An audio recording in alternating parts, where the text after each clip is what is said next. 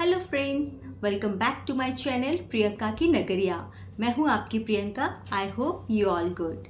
तो आपके अपने चैनल पर एक बार फिर से स्वागत करती हूं और माता रानी की जयकारा बोलते हुए आज के ब्लॉग की शुरुआत करती हूं।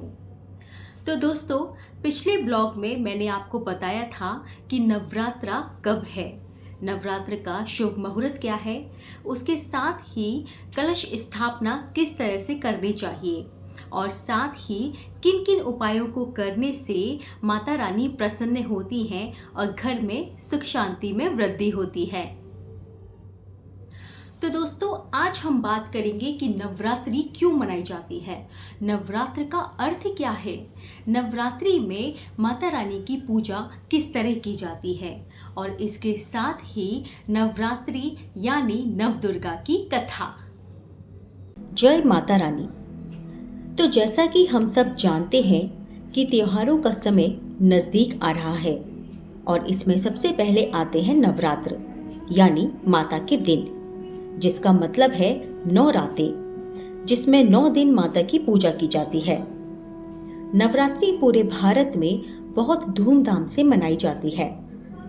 नवरात्रा साल में 2 बार मनाई जाती है, पहली चैत में, जिसे चैत्र मास के नाम से जाना जाता है, और दूसरी अश्विन माह में, जिसे शारदीय नवरात्रा के नाम से जाना जाता है।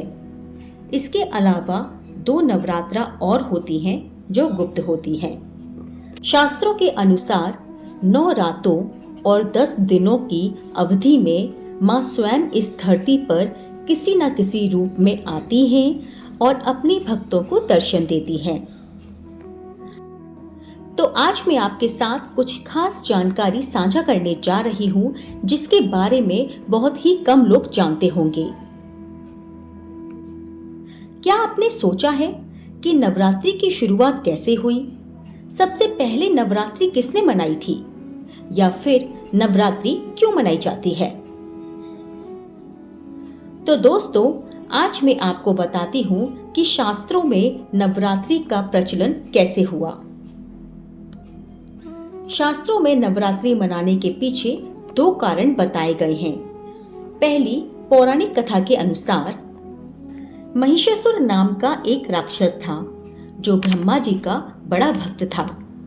उसने अपने तप से ब्रह्मा जी को प्रसन्न करके एक वरदान प्राप्त कर लिया।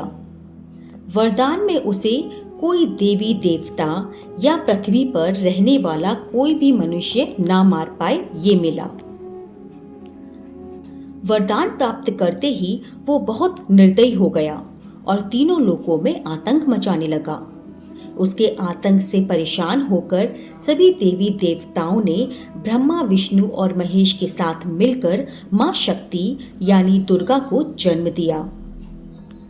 मां दुर्गा और महिषासुर के बीच 9 दिनों तक भयंकर युद्ध हुआ और 10वें दिन मां दुर्गा ने महिषासुर का वध कर दिया। इस दिन को बुराई पर अच्छाई के रूप में मनाया जाता है।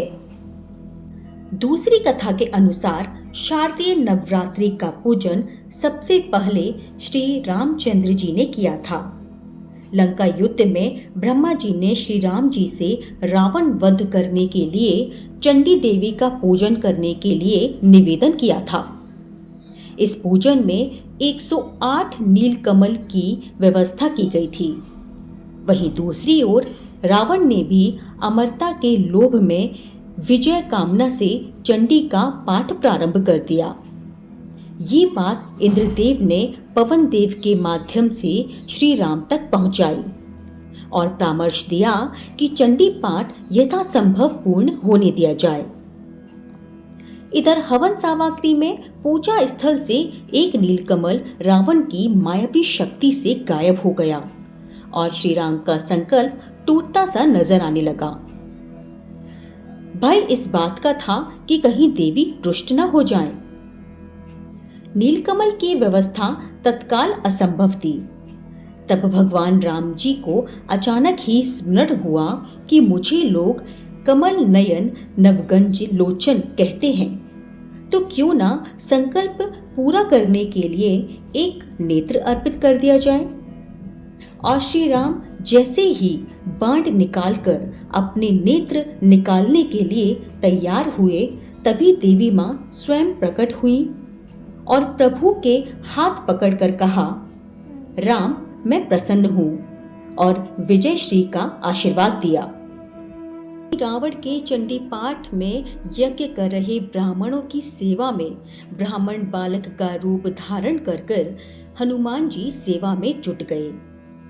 निस्वार्थ सेवा देखकर ब्राह्मणों ने हनुमान जी से वर मांगने को कहा। इस पर हनुमान जी ने विनम्रता पूर्वक कहा कि प्रभु, आप प्रसन्न हैं तो जिस मंत्र से यज्ञ कर रहे हैं उसका एक अक्षर मेरे कहने पर बदल दीजिए।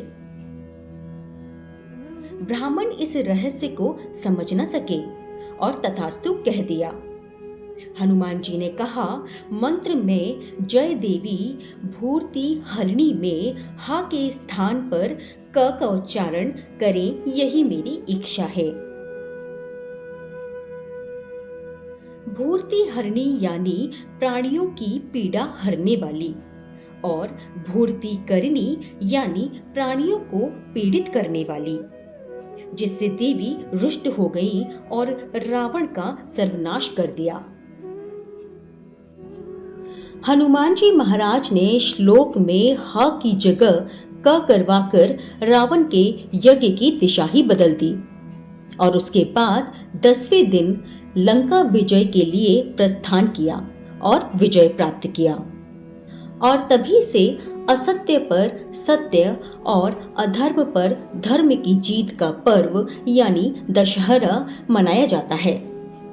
और तभी से असत्य पर सत्य और अधर्म पर धर्म की जीत का पर्व दशहरा बनाया जाता है।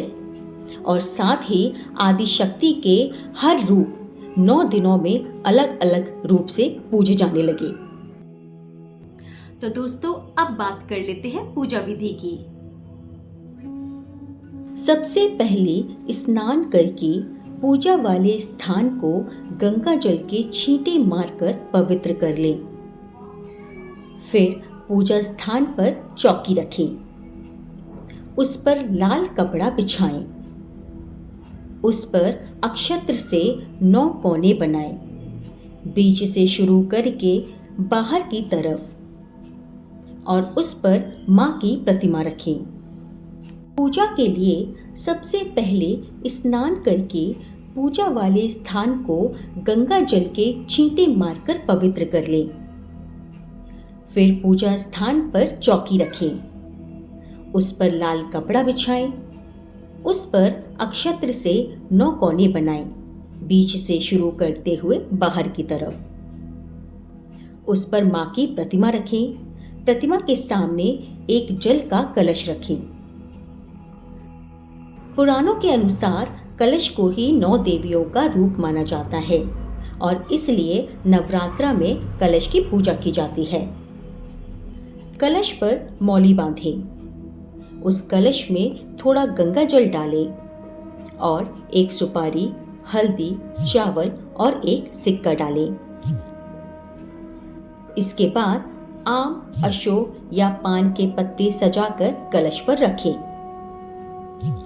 फिर एक नारियल लें, उस पर मौली बांधें और उसे कलश पर रख दें। अब एक घी का अखंड दीपक प्रतिमा के राइट साइड में रखें। इसे अभी जलाना नहीं है। पूजा की थाली और सामान को पूजा के पास ही रखें। सबसे पहले आसन पर बैठ जाएं और थोड़ा सा जल अपने हाथों पर लेकर हाथों को शुद्ध करें और मां का उच्चारण करते हुए जल को फिर से हाथ पे रखकर उसके बाद उस जल को पी लें और फिर दोबारा हाथ धो लें। अब अपने माथे पर तिलक लगाएं और अखंड घी का दीपक जलाएं। याद रखें, ये अखंड दीपक 9 दिन तक जलते रहना चाहिए और कलश भी अपनी जगह से ना हिले। इसके बाद संकल्प लें और पुष्प और चावल को मां के सामने छोड़ दें।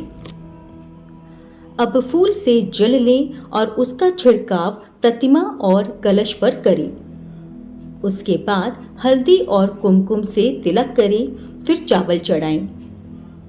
इसके बाद एक लाल चुनरी माता की प्रतिमा पर चढ़ाएं और अब कलश पर रखे नारियल पर भी चुनरी चढ़ाएं। इसके बाद माता को फूलों का हार चढ़ाएं और श्रृंगार का सामान माता के चरणों में रख दें और सुहागन महिलाएं माता रानी को श्रृंगार चढ़ाकर अपने सुहाग के लिए प्रार्थना करें। अब अगरबत्ती माता को दिखाएं और घर में बने प्रसाद का भोग माता को लगाएं। साथ ही 5 प्रकार के फल भी माता को चढ़ाएं। याद रखें, खट्टे फल माता को ना चढ़ाएं। अब नारियल और दक्षिणा माता की प्रतिमा के पास रख दें। अब मिट्टी का छोटा सा बर्तन लेकर उस पर मिट्टी डालें और जौ को बो दें। उस मटकी पर मौली बांधकर माता की प्रतिमा के पास रखें और हल्दी कुमकुम से मटकी की पूजा करें।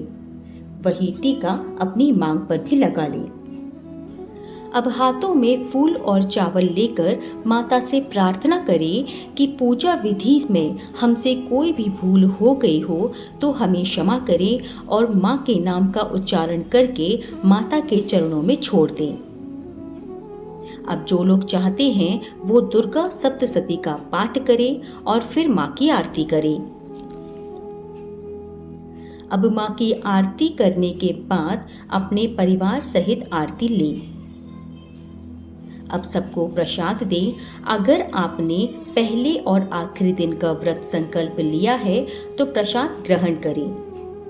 अगर 9 दिन का व्रत संकल्प लिया है तो 9 दिन की समाप्ति के बाद ही प्रसाद ग्रहण करें। जो महिलाएं 9 दिन माता के व्रत रखती हैं वो हर दिन माता के अलग अलग रूप की पूजा करें और प्रतिदिन अलग चुन्नी और फूल माला बदलती रहें और पूजा करें। माता को हर दिन अलग रंग की चुन्नी चढ़ाई जाती है, जो इस प्रकार है: शैलपुत्री लाल नारंगी, ब्रह्मचारिणी पीला, चंद्रघंटा सफेद, कुष्मांडा भूरा, स्कंद माता गुलाबी, कात्यायनी हरा, कालरात्रि आसमानी या फिर ग्रे, महागौरी नारंगी, सिद्धिदात्री मरून या फिर गहरा लाल रंग।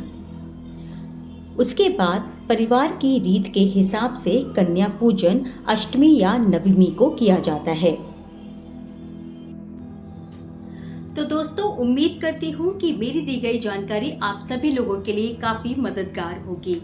अगर आपको मेरा ये ब्लॉग पसंद आए तो प्लीज़ इस ब्लॉग को लाइक कीजिए, सब्सक्राइब कीजिए मेरे चैनल को और ज़्यादा से ज़्यादा लोगों के साथ शेयर कीजिए। तो इस ब्लॉग में बस इतना ही। अगले ब्लॉग में आपसे फिर मुलाकात होगी। तब तक के लिए जय माता दी।